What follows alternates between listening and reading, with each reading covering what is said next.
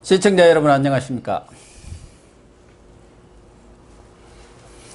시청자 여러분, 황교안 한국당 대표가 장고 끝에 서울 종로 출마를 결단함에 따라서 이낙연 전 총리와 건곤일척의 빅매치 진검 승부가 성사되었습니다. 황 대표 종로 출마로 그동안 꼬였던 한국당 내 혁신 공천, 야권 통합에도 탄력이 붙을 것으로 예상이 됩니다. 오늘은 김경재 전 자유총연맹 총재님 모시고 종로 대전 전망과 야권 통합 그리고 자유통일당과의 관계 설정, 나아가 호남통합당 추진 움직임 등 총선 전국 전반에 걸쳐서 쟁점과 현안을 진단하는 시간을 갖도록 하겠습니다. 네, 김 총재님 안녕하세요. 안녕하세요. 네, 오랜만에 나오셨습니다. 네. 그동안 뭐 종로 출마 여부를 놓고 황교안 대표가 장고를 하는 바람에 여러 가지 뭐 우려와 걱정 또 심지어 이제 조롱까지 겁쟁이 아니냐 뭐 이런 얘기까지 나왔는데 어제 기자회견을 갖고 종로 출마를 전격 선언을 했습니다. 그래서 일각에서는 기사회생, 나아가서는 대역전극의 어떤 발판을 마련한 것이 아니냐 이런 평가도 나옵니다만 우리 김 총재께서는 어떻게 평가를 하시나요? 상당한 파장을 일으켰죠. 예.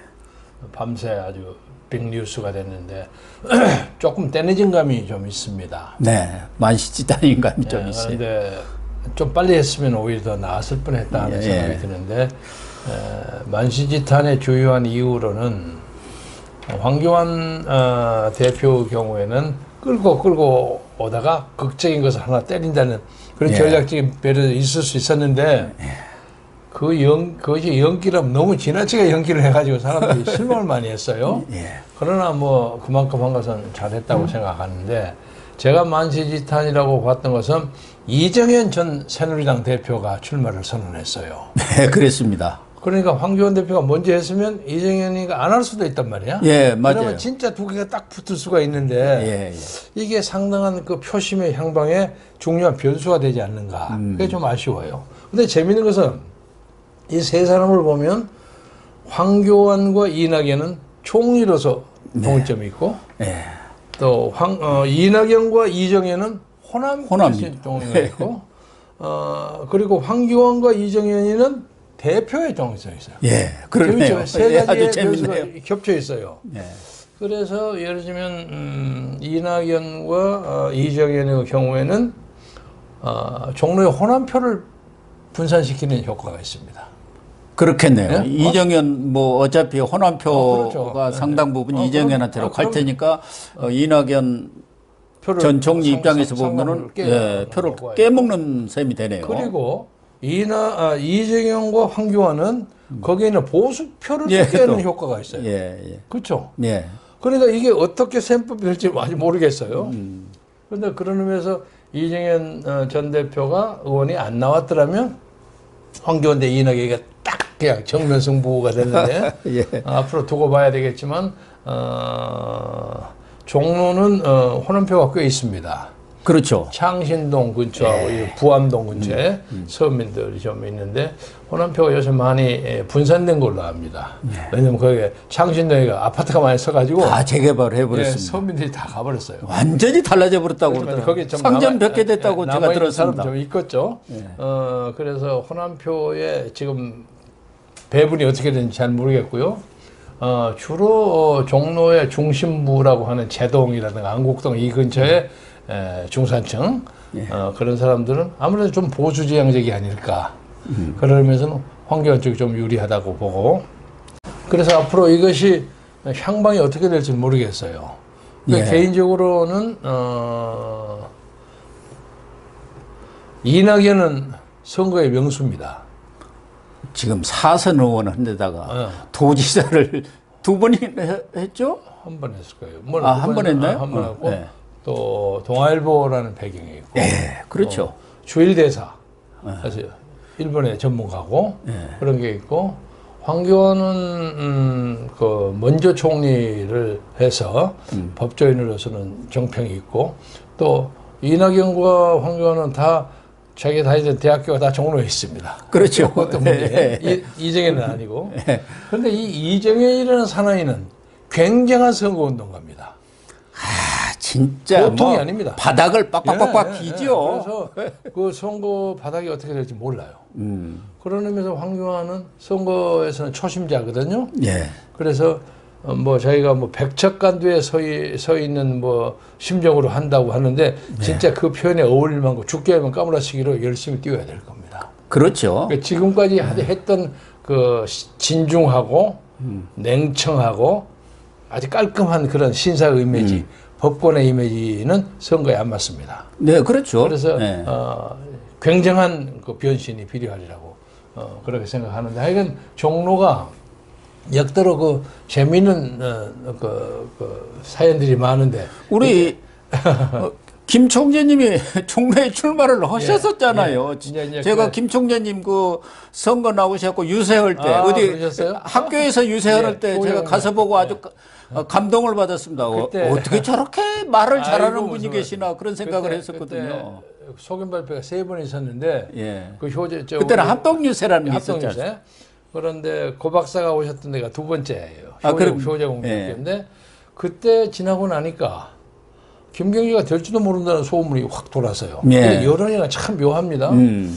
그래서 한두 번 듣고 난 다음에 어물어물 했더니 자꾸 들려와요. 그래서 내가 잘하면 되겠구나 하는 느낌을 내가 가졌었어요.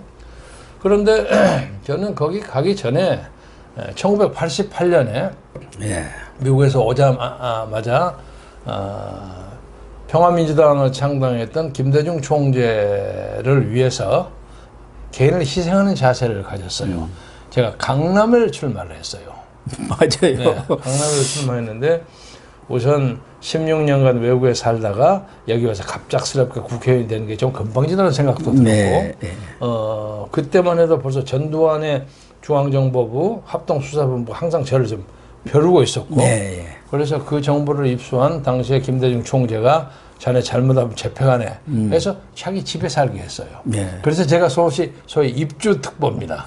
그랬군요. 그래서 한 6개월 살았는데 그러다 보니까 그것이 공교롭게 측근 중에 측근이라는 평을 받게 됐는데 파자마 입고 아침 저녁으로 만나니까 안 네. 친해질 수가 없죠. 워낙 친한 분이었지만 그래서 미국에서 뭐 후원을 다 하셨고 워낙 친해요. 네, 우리 김 총재께서 또 뉴욕에 계실 때 그런 민주화 운동을 그쪽에서 다 조직을 하셨잖아요. 그리고 뭐 또 그런 조그만 공원입니다만 김대중 선생으로 보아서는 어지간하면 자기 집에 와서 살라고 하지는 않거든요. 예, 예.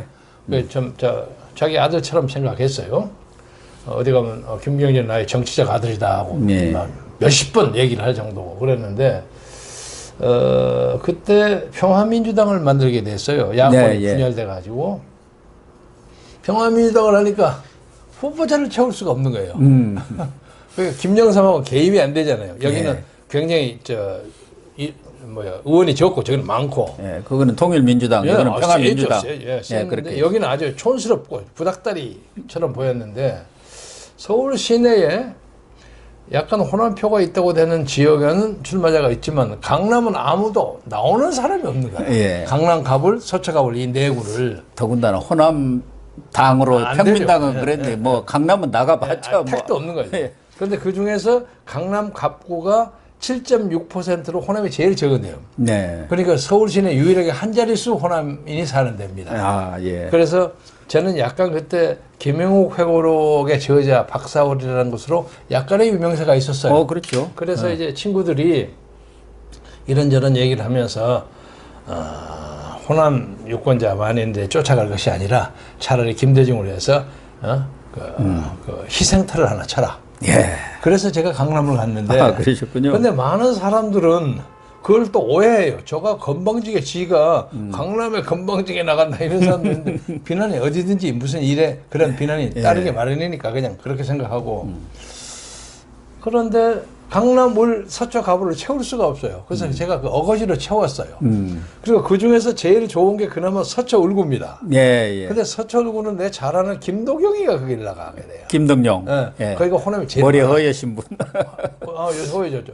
평통 그 수석부의장. 아, 그럼요. 나 물리대 동창이고. 아, YS 비서실장을 그렇죠, 오래 그렇죠, 하신 분 그렇죠, 아닙니까? 그렇죠. 호남 분을. 그래서 이제 거기를 갔는데 아무래도 내가 정치도 정치지만 인간이 문제인데 김도경이가 자리 잡고 있는데 갈 수 없잖아요. 예, 예. 사람이 그렇게 됐다. 그래서 김도경은 여기 사람 좀 적당한 사람 보내라고 자꾸 나한테 자꾸 전화질을 하고 그래서 강남 울구에는 박명서 의원이라 그 후에 네, 있습니다. 네. 비례대표 하신 분이 있고 이쪽에 장원인가 장홍가 젊은 예. 청년 서초갑 세우고 그리고 서초 의뢰는 정왕기인가 하는 호남 출신으로 우리 민주당의 부대변인하는 사람 예. 일부러 꼽아 넣었어요. 그리고 그때 김대중은 비례대표 11번을 땄어요. 예. 배수의 진을 배수진 쳤죠. 11번 그때 안 되는 숫자죠. 네, 10번까지는 혹시 될지 말지 그랬는데 예. 아무튼 그때도 강남 갑구에서 선거를 재밌게 해서 그때 황병태가 됐습니다. 네, 맞아요. 황병태가 되고 그 다음에 민주공화당 되고 제가 3등을 했는데 한 7,500표 정도를 받으리라고 예상한 것을 17,600표를 땄어요. 아유, 많이 땄네요. 예. 그래서 그 강남 4구에서 47,000표를 따서 김대중의 11번을 만드는데 결정적인 공헌을 11번 당선해요. 그랬네요. 그리고 그때 아쉬웠던 건 돌아가신 장기욱 대변인이 장기욱 변호사가 예, 변호사님. 새 민주당인가 뭐 해서 나와 이 서명파 네 사람에서 그 사람이 10,000표를 가져갔어요. 10,000표를 가져갔는데 그때 제 전임 위원장이 이중재 의원이었어요. 예, 예. 이중재 의원이 DJ하고 붙어가지고 싸움을 나가지고 저한테 인수인계를 안 해주는 거야. 문서를. 예. 그래서 제가 가서 제 와이프하고 가서 절을 하면서 문서를 좀 돌려주십시오. 내가 김대중을 위해서 뭐 돌려줄 수 없어. 지금 요새 이아무개 의원의 아버지입니다. 그 아버지죠. 뭐 이아무개도 없죠. 이종구 의원 아버지 아닙니까? 오봉. 이중재 의원은 뭐 아주 잘 알려집니다. 그 부인, 그러니까 이종구 의원의 어머니, 어머니가 필라델피아에서 와서 제 아들 이제 그 공부하는 뒷바라지를 해주고 있었는데 그 사람이 제 집사람의 환자예요. 내과 의사를 근데 항상 와서 너무너무 친절해요. 제가 갔더니 그 양반이 그렇게 잘해주더라고요. 당연히 해줘야 하는데 김대중은 밉지만은 뭐 어쩌고저쩌고 하면서 근데 끝내 제가 못 받았어요. 예. 그 문서를 다 장기욱이가 가져갔습니다. 그래서 장기욱이가 선거해갖고 10,000표를 땄어요. 그러니까 만약 그 표가 저한테 왔으면 기적이 생길 뻔했던 그런 적이 있었는데 나중에 장기욱 선배가 세상 떠나기 전에 그때 참 미안했다고 그러더라고요. 그래요? 뭐 지나간 거 어떡합니까? 그런 사연이 있어가지고 그 다음에 이제 그 14대 때 제가 고향으로 자꾸 가는 것이 쑥스럽기도 하고 당시 허경만 의원이 계셨어요. 네, 그렇죠. 그런데 한 번은 돌아가신 김상현 선배가 저를 부르더니 야 나는 옛날부터 널 잘 아는데 내가 16년간이나 미국에 있었기 때문에 상당히 불리하다. 그러니까 세게 쳐서 하면 하고 말면 말고 세게 쳐라. 그러니까 국회의원 한두 번 뭐 하고 난리 치지 말고 세게 치면 어떻게 하란 말이고 네 종로에 붙어라. 아니 형님 이종찬이하고 친하잖아요. 친하긴 하지. 친하긴 하지만은 종로에 붙으면 네가 이길 가능성이 있다. 네. 그렇더라고요. 그래서 대통령을 하고 말고 한번 해봐야지 뭐 그걸 시시하게 그건 한두 번 하려고 그러냐. 근데 이것이 저는 어떤 사람은 저를 꼬셨다는 설도 있지만은 저는 김상현 선배의 진심이라고 생각해요. 그렇게 생각해요. 그리고 김상현 선배가 동교동에서 항상 좀 밀리지 않았습니까? 비주류죠. 비주류 하면서도 그렇게 저를 사랑했어요. 그래서 붙었는데 붙다 보니까 두 번째 그 합동유세 우리 고 박사가 본 거예요. 그런데 그때 결정적인 문제점은 내가 뭐 신문에도 공개했지만 이종찬 측에서 결정적인 부정선거를 2번 했어요. 2번 했는데 그 중에 하나가 그때 유아무개라는 유명한 신인 여자 가수가 있었는데 그 가수가 저하고 이름이 비슷한 어떤 사람하고 친했어요. 박경재 변호사야.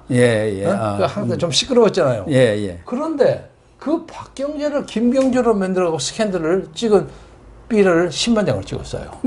그렇구나. 김경재 박경재. 총재하고 네. 그때 후보고 뭔가 썸씽이 있다 얘기해가지고.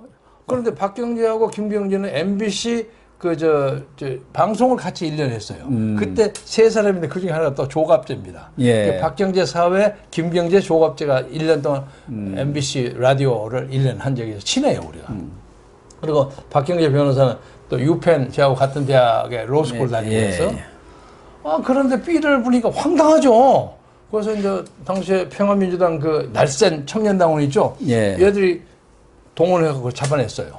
그래서 그 인쇄소, 인쇄소를 가서 잡아냈어요. B를 10만 장을 뿌렸어요. 그리고 우당 기념관에서 그걸 뿌리고 있다 그것도 잡아냈어요. 하고 막 신문에 4당 기사, 5당 기사가 나왔어요. 그건 이건 막 선거 불법이 100번, 10번이고 넘어갈 수 있는 거예요. 그리고 두 번째 하나는 이거 부끄러운 일인데 미국의 호남 향후의 뭐 연합회장이라는 어떤 사람이 나이가 든 사람이 하나 있어요. 그래갖고 자기가 캘리포니아 쪽에서 호남 향후 회장 다 모여라 하고 비행기표를 다 주고 왔는데 뉴욕, 워싱턴에 있는 큰 지역 사람은 우리가 위임할 테니까 그냥 하시오. 예. 그래서 들어와서 몇 사람 밥 먹고 해서 연합회 매니저에서 회장을 시킨 사람이 회장은 맞아요. 예. 이 사람이 성명서를 냈는데 제가 호남놈으로 참 부끄러운 일이에요. 미주에 있는 호남 뭐 몇십만 호남 사람은 이종찬 장군을 적극적으로 지지한다. 이런 성명서. 그렇죠. 그러니까 그건 거짓말은 아니에요. 만든 거지만. 그 두 개 가지고 내가 결정적으로 당했는데 선거가 끝나고 난 다음에 모든 사람들이 저거 보궐선거 반드시 한다. 김경재가 그때 2등이었어요. 예. 1등에 이종찬이고 10,000표 떨어진 저거 3등에 이내은이라고 그러죠. 예. 현대 회장. 회장이. 그 양반이 28,500표인가. 그래가지고 빵빵했습니다, 선거가. 그래서 이내은은 그 후에 이내은 회장은 요새 살아계시죠? 네? 그 양반이 가끔 제가 만나면 그럽니다. 김 의원. 내가 선거할 때 내가 당신한테 반했어. 왜요? 그러니까 당신 선거를 반드시 대성할 거예요. 내가 유세하고 이런 거 보면서 당신은 잘할 거야. 이렇게 격려를 하더라고요. 그 후에. 그렇게 되는 이제 간단히 요약하자면 그러고 나는데 갑작스럽게 이종찬 의원이 민주당으로 입당을 하는 거야. 그렇죠. 나는 부총재인가로 입당을 했었죠. 부총재 되기 전에 입당을 했는데 통전에 김대중 총재가 저를 부르더니 그 이종찬 의원이 말이야 이쪽으로 입당을 해서 자네 그 선거부정 지금 그 고소하는 것이 좀 유명무실하게 됐어. 선생님 이게 무슨 일입니까? 제가 지금 3천만 원 모여갖고 지금 고소하려고 하는데 그걸 받으면 어떡합니까? 내가 착상을 쳤어요. 그때 사실은 김대중과 제 인간적인 어깃장이 생긴 거죠. 거기서 어깃장이 좀 나셨구만. 세상에 이럴 수가 어디 있습니까? 그러니까 그러게 말이야. 근데 자꾸 누구야 권노갑이가 어쩌고 권노갑이고 오갑이고 육갑이고 이게 말이 됩니까? 근데 권노갑 의원하고 이종찬 의원 부인이 경기도고 동기동창이야. 그래서 내가 정치 그만두겠습니다. 그리고 내가 미국으로 가버렸어요. 그랬더니 이제 그 다음에 김대중 총재가 전화를 6번인가 7번인가 하고 자네 거기서 뭐하고 있어? 뭐하고 있어? 왜 나한테 시집을 거시오? 아까 우여곡절이 있다가 제가 다시 돌아와서 그래서 저를 전라남도 순천으로 그래서 내려가셨고요. 그렇습니다. 거기서 2번 오셨죠? 예. 그리고 지금 종로에 나온다는 이정현이가 물려받은 것이죠, 그 지역을. 그런데 하여간 순천에 가니까 요것만 하나 더 얘기할 건 순천에 있는 고향 사람들이 저를 불쌍하게 생각했는지 15대 때 들어갔는데 제가 전국 최다 득표였습니다. 90.8%를 났습니다. 이제 그런 종로의 슬픈 기억이 있는데 내 종로 바닥을 제가 선거했고 그 다음에 노무현 최고위원 때 출마할 때 내가 거의 선거대책 본부장 정도 그러셨어요? 종로를 제가 빠삭하게 알죠. 왜 지금 우스운 얘기로 종로 선거를 누가 나를 잡으면 종로 이겨요. 그런 입장인데 지금 이 종로 바닥에 이겨봐서 황교안 대표가 지금 드디어 나왔는데 이 결과를 예측 못하겠어요. 그래요? 뭐 종로 바닥은 헌엇인데. 뻔하니까 지금 이정현도 굉장히 센 사람입니다. 이 보통 사람이 아니거든. 이정현은 끝까지 갈까요? 꼭 한국당이 황교안 대표가 출마를 했기 때문에 경우에 따라서는 그러면은 보수 대통합 문재인 정권을 무너뜨리기 위해서 자기는 그거 포기하고 다른 지역을 가겠다. 뭐 이렇게 할 수도 있잖아요. 그렇게 된다면 황교안이가 압도적으로 유리할 겁니다. 그러니까 당에서 얼마든지 그건 할 수 있잖아요. 근데 이제 지역을 이러고 나가거라. 당신도 당 대표를 지낸 사람이니까 거기 말고 또 다른 험지로 나가라고. 대표 둘이가 또 싸움한다는 게 우습죠. 우습죠. 그래서 그러나 하여간 그렇게 되면 또 야합했다 어쨌다 이런 얘기가 나오니까 이재명 나오기 전에 황교안이 나왔으면 훨씬 좋았을 뻔했다. 좋았죠. 내가 바로 그 얘기를 하는 겁니다. 예, 그런 점이 재미있죠. 근데 이 선거가요. 지금 오늘 아침에 가장 불안한 사람이 이낙연일 겁니다. 원래 쫓는 자하고 쫓기는 자 사이가 있지 않습니까? 그래서 쫓기는 자가 덜 불안하건데 근데 지금까지는 지난번에 이제 4일 날 SBS가 그 지역을 여론조사했는데 그 당시로는 한 배 정도 그러니까 이낙연 53%, 53.2지만 황교안 26% 해서 딱 배입니다, 배. 그러나 출마 선언도 안 했죠. 선언도 안 했고 또 출마를 해갖고 막상 들어가면 이게 박빙 싸움으로 갈 수밖에 없는 거거든요. 그래서 현재로서는 참 저도 뭐 정치부 기자를 11대부터 했습니다만 예측이 좀 어려운데 어쨌든 두 사람은 지금 외나무다리에서 만났고 두 사람은 그냥 국회의원 하려는 게 아니지 않습니까?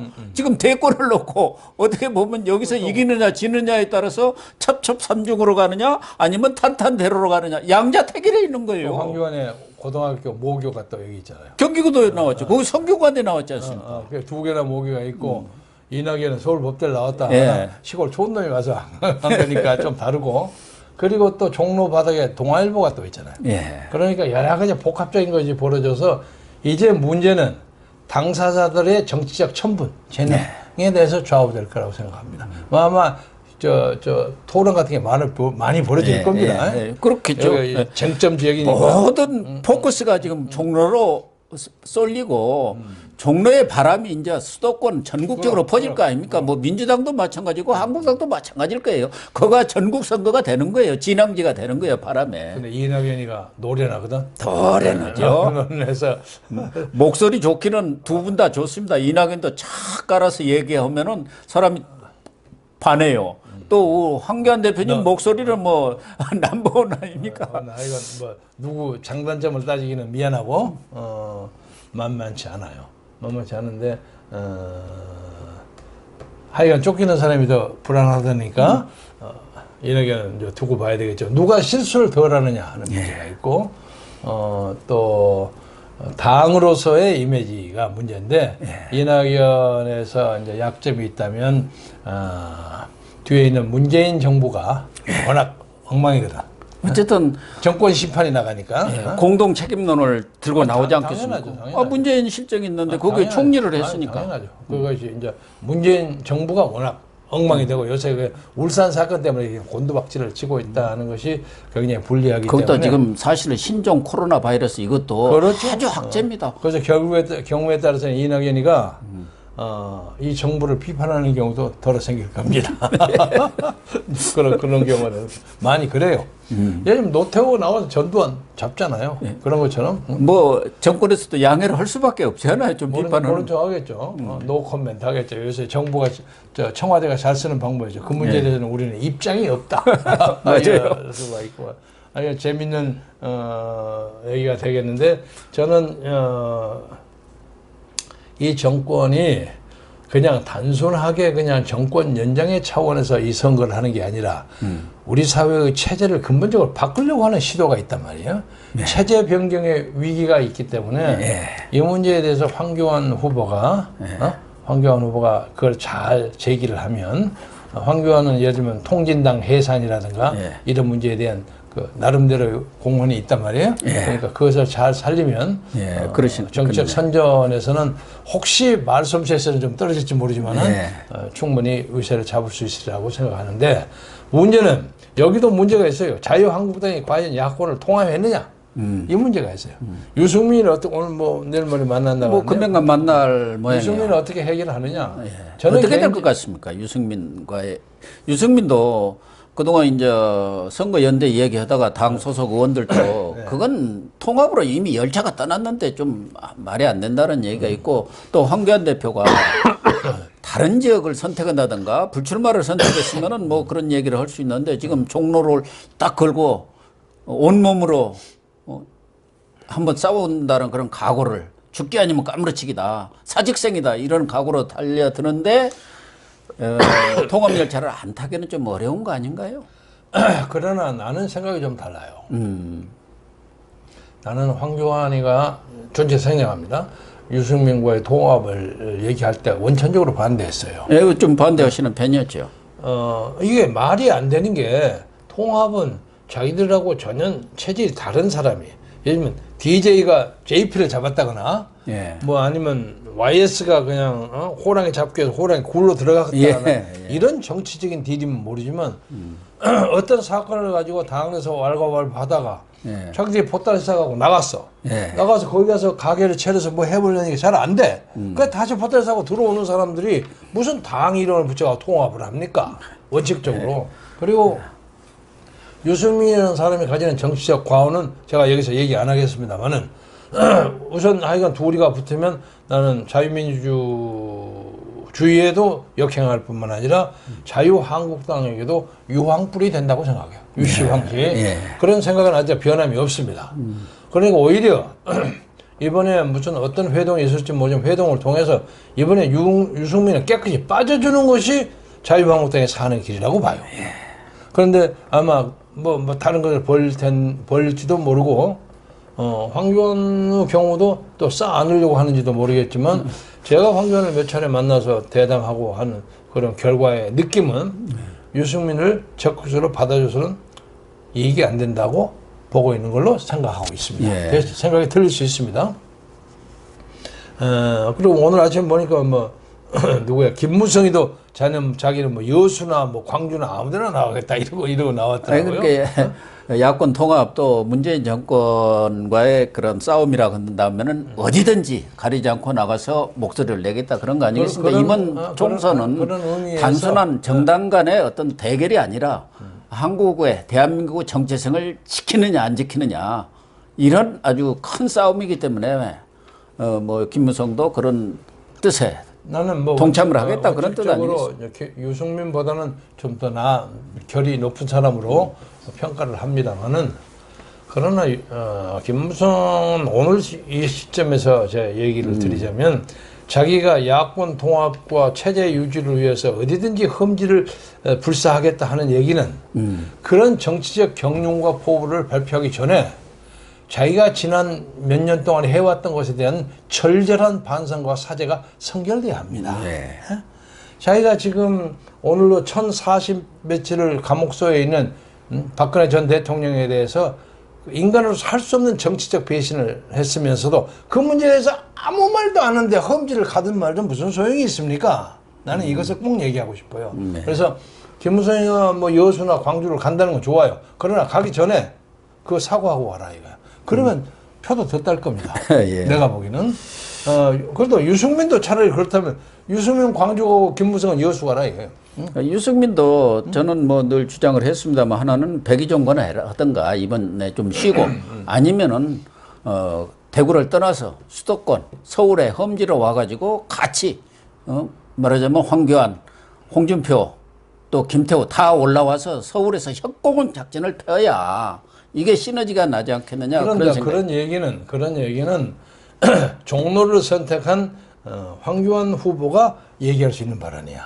그러나 그런 발언을 김무성이가 할 자격이 없어. 그러니까 김무성은 누구 다 올라와라. 우리 험지에서 뭐 하자. 하기 전에 우선 자기가 해야 할 일을 먼저 해야 합니다. 내가 그 얘기예요. 그러니까 자기가 무슨 체제를 유지하기 위해서 어쩌고 저쩌고 하는 얘기를 하기 전에 너는 체제 얘기하기 전에 인간 자체에 문제가 있었어. 이 문제를 먼저 해결하고 그리고 근데 오늘 아침에 보니까 기찬 뉴스나 동아일보 보니까 사실이겠지만 코트를 했는데 김무성이가 뭐라고 그랬냐면 이제 이 야권 통합을 하기 위해서 옥중에 계시는 박근혜 전 대통령께서 다 합쳐서 통합을 이루가라는 그런 좋은 메시지를 주어야 한다. 자기가 그것을 요구할 수가 있습니까? 이게 말도 안 되는 소리를 하고 있어요. 뻔뻔하게 짝이 없는 사람이야.